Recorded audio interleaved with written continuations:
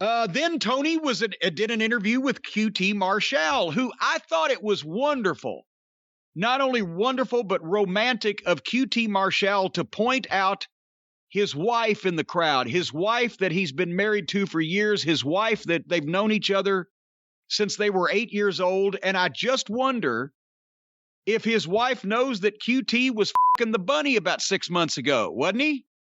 He was with the bunny. I think the gimmick was she took his credit cards eventually, and because he was so in love with the bunny, she was using him as a pay slave and taking his credit cards and taking his money. And he was a sap who was enamored of her and her upper frontal protuberances and the scent of her mange and all those other type of things, and just falling all over himself. And she, to become a heel, scorned him. I wonder how his wife felt about that. He said, "There's my wife." The camera was on her. They were ready. Instantly. They were right on her. Instantly. But yeah, but stop. Go ahead. But you need to stop applying logic to the booking in AEW. It's something in the past. It's gone now, and we could just move on to QT being the family man. The Booker of the Year is very logical.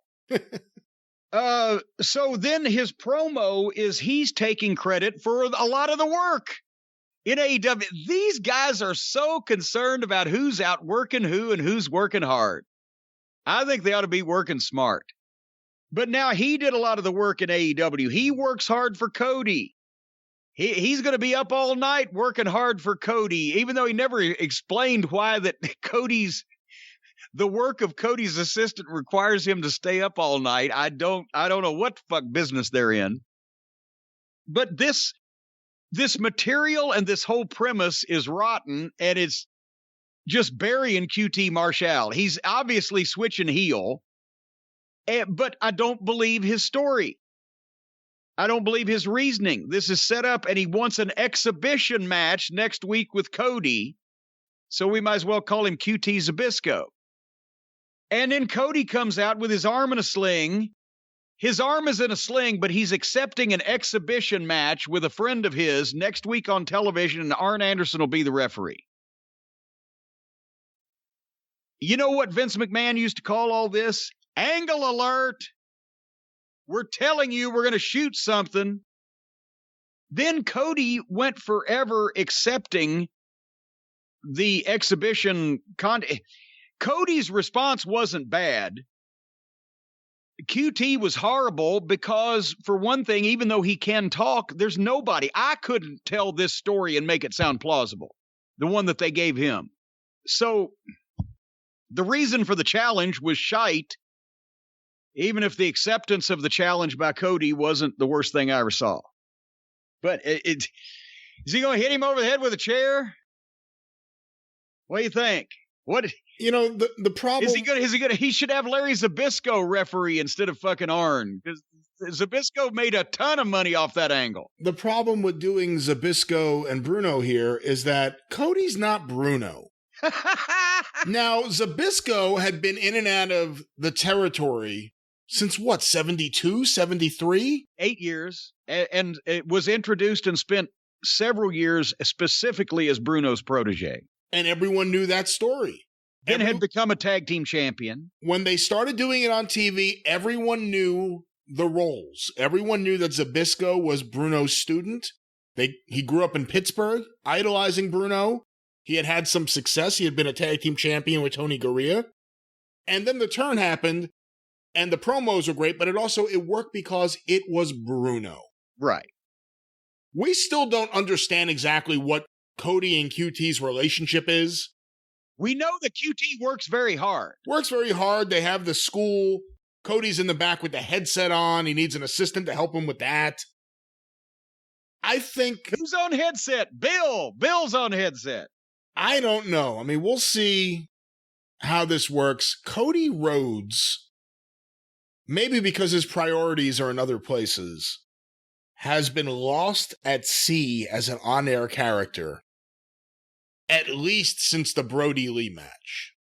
Because what has he done since then? The Shaq match, whatever you want to say about it, made no sense in the setup, made no sense in the execution, and then it was gone and it was over. Forgotten. Nothing with Cody has mattered in a long period of time. And I think we'll talk about what he's been doing during this period of time in a little bit. They're trying to make people care about QT. I could be wrong, but I don't think he's one of the AEW talents that the AEW fans really are invested in.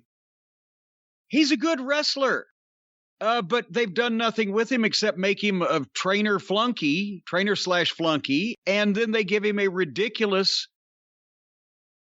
reason to be upset at a guy and then telegraph that he's going to turn on this guy or there's going to be some breakup or whatever. Who knows? Maybe the swerve will be Arn goes with QT. I don't know. I don't know why anyone cares, though. Well, I didn't say anybody cared. We're just trying to figure out what they're thinking. Cody still has that over-the-top entrance, like he is the biggest superstar in the company. And obviously he thinks of himself in that manner. And he tries to get his guys to work with him. Sean Spears was a Cody guy. QT Marshall is a Cody guy. But I have to say, because maybe he hasn't really done much since the TNT title run, and even during that run you started hearing the whispers, I feel like a lot of the AEW hardcore fan base, not the people who listen to the Jim Cornette podcasts because they want to hear someone else criticize AEW, the actual AEW hardcore fans, I feel like a lot of them are over Cody. And when you look at the other executive vice presidents, whether you like him or not, Kenny Omega constantly doing something. The Young Bucks constantly doing something. Constantly. And they're out there working as hard as they can for their style. What the hell has Cody been doing? What the hell has Cody been doing? And I think it's becoming clear to a lot of people that Cody and Brandy obviously see themselves as being one thing, but the AEW hardcore fan may not accept that and may not see them at that level right now. We will get to... Cody's Bruno in this situation. I mean, really think about it. Cody is Bruno in this situation. This guy who was a mid-carder for years and finally got elevated to another point with some of the things happening before AEW and AEW. Now, again, he latched on to the Young Bucks. So whatever credit for a lot of that stuff you want to give, it really goes to the Young Bucks. And then eventually Omega. But Cody latched on to what the Young Bucks I'm not sure I'm giving a lot of credit. Cody latched onto what the Young Bucks were doing. Cody really didn't matter much to New Japan, but they used him. Cody was in Ring of Honor, got a nice push. Everyone went crazy about that Dustin Rhodes match. And wow, that was the best thing Cody had ever done. This is what Cody could be. And then really look at what his career has been since that time. I don't know. I think that, he thinks a lot more of himself than the AEW fans are thinking of him right now, but time will tell. You're not trying to say that the Rhodes family is egotistical. We'll talk about it. Dusty earned it. Dusty earned that.